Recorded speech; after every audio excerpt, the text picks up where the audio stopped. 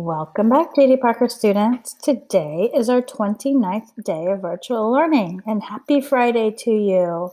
You have made it through another week, your final week of fourth grade.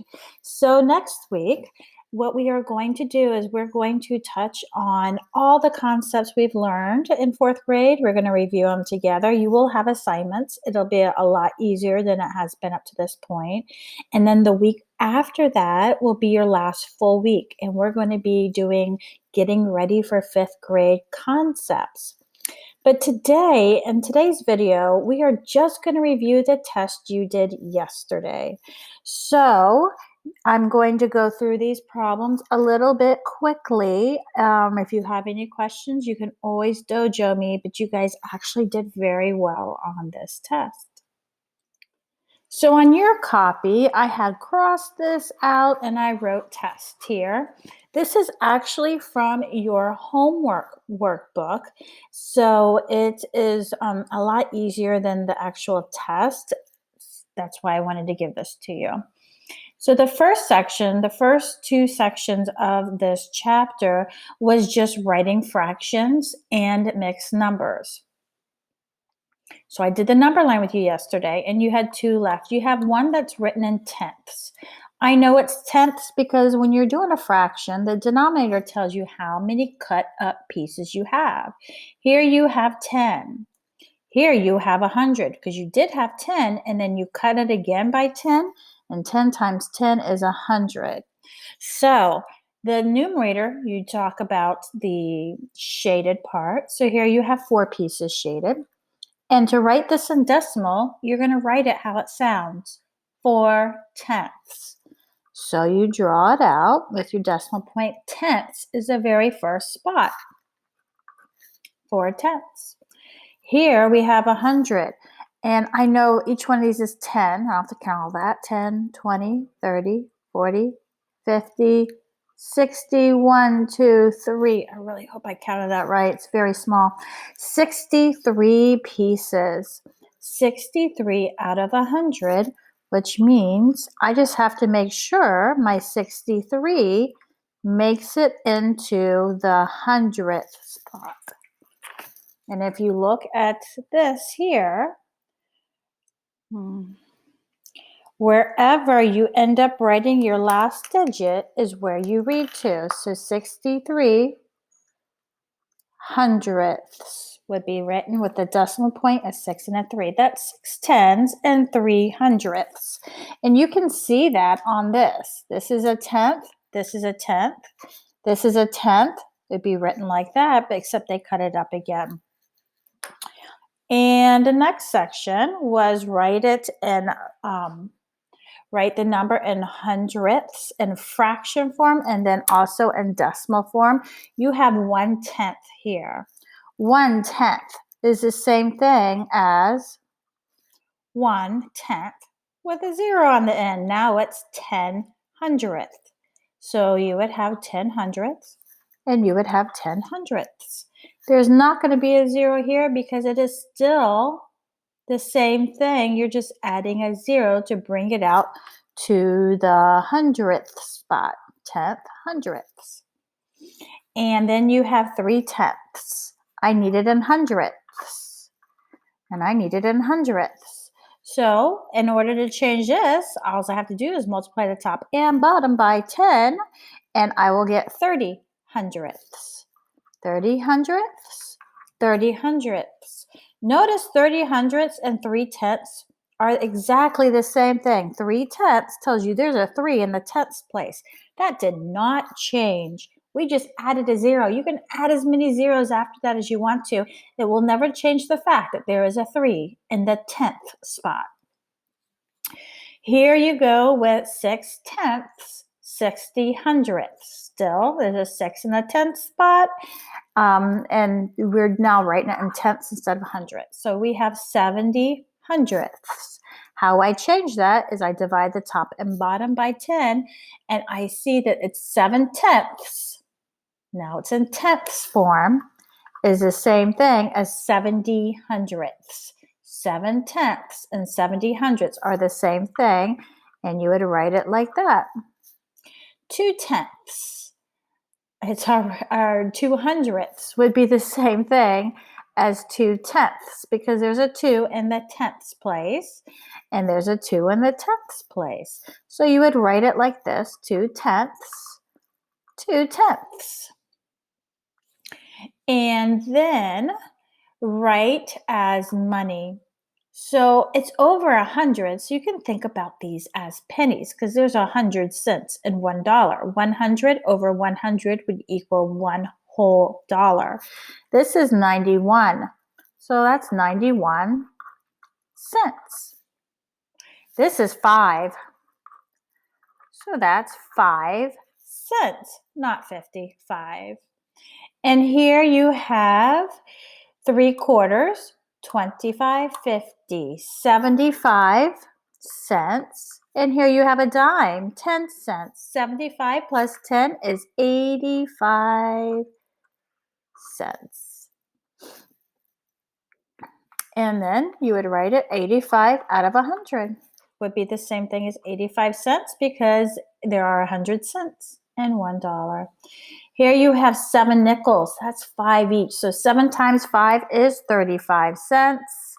And then 2 pennies is 2 cents. 35 plus 2 is 37 cents.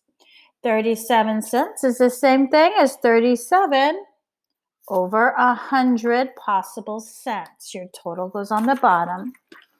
On the back, remember you were going to line it up. We have Camila, Jocelyn, and Audrey each earned $2.55. How much did the 3 girls earn all together? So they're telling us we're going to add $2.55 for each girl. Line it up. And you line it up nice and straight, and then you just add it because all together means you are adding 5, 10, 15. Always start in the further spots over 5, 10, 15. Plus 1 is 16. 2, 4, 6, 7. So how much did they make? They made $7.65. Number 2, Elijah, Xavier, and Adrian earned a total of $8.34. The boys shared their earnings equally. How much did each boy get? Okay, so this one you are splitting up the earnings together. $8. I'm sorry, I need a new marker. So $8.34 is how much the 3 boys have, and they're going to divide that up equally. So 3 can go into 8, not 3 times, that would be 9. So 2 times would be 6. And then 3 can go into 23, 7, 21, and you're left with 24, which would be 8. So it's 278 cents. So if you have the decimal point here, you leave it alone. So it's $2.78 each. So $2.78 each. Anthony saves $7 each week. How many weeks will he have saved at least $40? Well, so 7 times 5 is 35. So 5 weeks won't get him there. We need at least, so he has to have at least $40.